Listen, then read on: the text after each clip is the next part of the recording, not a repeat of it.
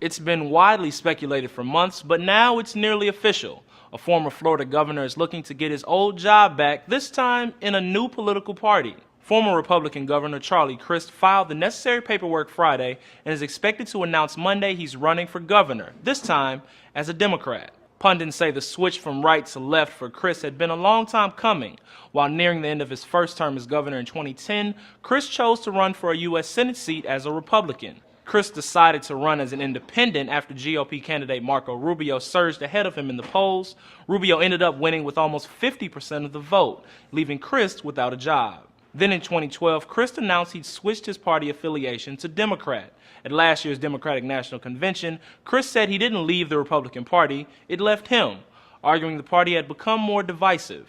Now Crist is set to get back into politics once again, hoping to defeat Republican incumbent Rick Scott, who, as some pundits have noted, seems to have lost some of his initial Tea Party support. In February, the Tampa Bay Times put it this way, writing Scott had ultimately divorced the Tea Party, passing legislation he thought might give him a better shot at winning a second term. But Florida's governor isn't the only one who will have to deal with flip-flopping charges. Convincing Democratic voters he's one of them could prove challenging for Crist. The New York Times spoke to a Republican political consultant who once worked for Crist. He told the paper, "Charlie had more positions than a gymnast. He will tell Democrats what they need to hear, and he will tell Republicans what they need to hear." When moving to the left, Crist reversed his opinion on several key issues like gay marriage, offshore drilling, and Obamacare to reflect the Democratic Party platform. His most prominent Democratic opponent, Nan Rich, has told reporters she thinks she has a good shot at winning the gubernatorial race. But with Crist in the race, the media attention has shifted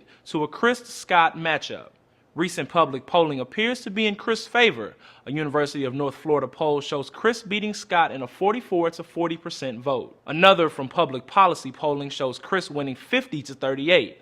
Both polls were released before Crist even filed paperwork to run. But Scott does appear to have one early advantage. He is expected to spend a whopping $25 million in attack ads against Crist. For Newsy, I'm Jamal Andrews.